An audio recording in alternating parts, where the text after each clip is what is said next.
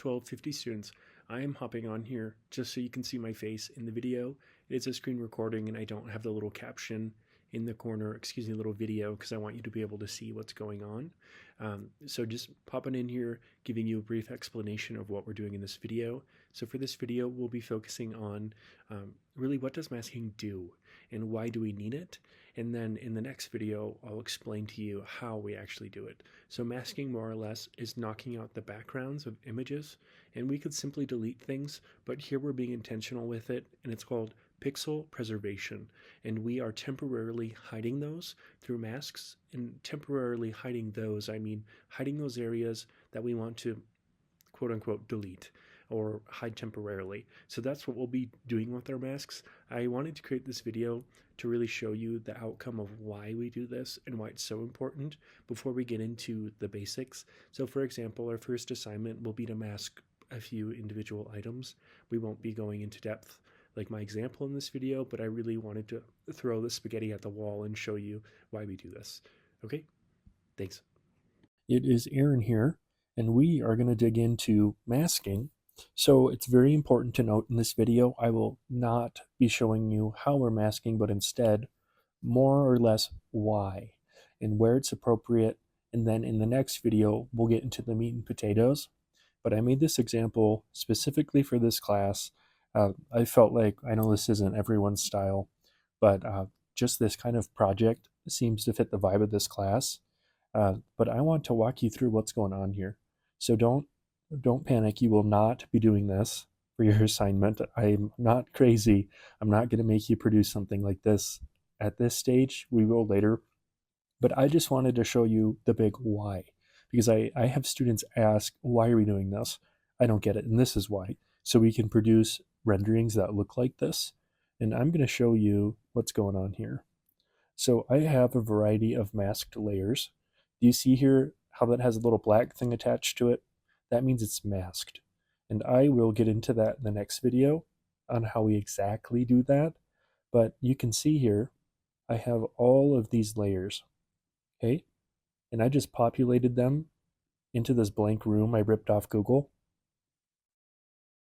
Okay, all right, and it looks pretty sad without anything.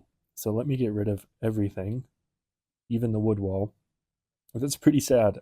So I'm just going to build it up with you and go through and explain. Okay, so I have a wood wall here, and I have a rug, and I applied an inner shadow and a drop shadow. Don't worry about that for now. I'd like to show you that because sometimes my students are like, hey, Aaron, this looks kind of flat, but we're going to get to that. So I'm showing you this now just so you know that we can do it later.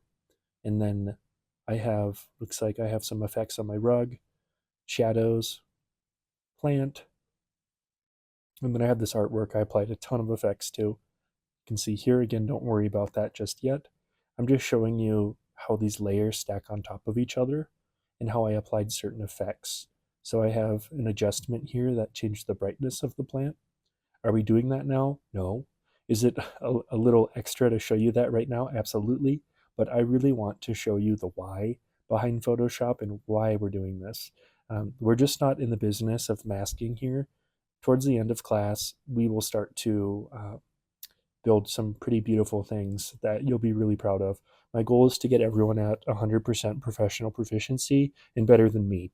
And believe it or not, that does happen. And I have students that go on to be much, much better than me, and it's kind of scary how good they are. But you can see here, I'm just adding all of these cool elements. I picked these all out offline, off Google, downloaded them, and I added my logo in the corner. But I want to show you a few things. So do you see how this all creates a nice cohesive composition? I have everything labeled here. I could probably use folders. That's okay. Again, I don't want you to worry about not understanding everything at this point. We will slowly build that up, but it's super important that I expose you to how we do things here, like the grand scheme of things. And that really is creating renderings like this. And without showing you this right away, a lot of my students don't really, they can feel a little discouraged about what we're working towards. But this is what we'll be doing, honestly, in a couple weeks. And we'll be taking baby steps, and I'll get you there. But this is where we're going to start. And I just want to do a little case study on a masked item. So you can see here, I have this item that's masked. And if I go here and I delete the mask, you can see I have that background. So that's the background I masked out. So I'm going to Command or Control Z that to bring it back. But that's really what masking is. We are knocking out the background of our objects, essentially creating a translucent background, and then we can start to layer these. Okay, so this was just a very short introduction to get you excited about what we're doing in applying masking and different other elements. We won't be doing that just yet with the brightness and other changes. We'll just be focusing on masking, but it's just so important for me um, to get my students excited about what's to come. So this is just a taste of what we're doing and what masking is. Uh, in the next video, I will explore more in depth really what that masking is, why we need it, all of the steps to do the masking. So this is just a short little video, but in the next one, make sure to, you don't need to take notes, but you might want to watch it a few times, our next video, because this is the most important skill of the class. I cannot state that enough, and it will be super important that you understand it. And so we'll have some fun practice assignments for you to do this week, but I will leave it at that. And I hope you enjoyed this little New York style loft I did. I tried to go together with the green theme and some neutral tones. But anyways, that is that. I hope you're having a good day. And if you have any questions, go ahead and reach out to me. But I will leave it at that, and I will see you in our next video. Thanks.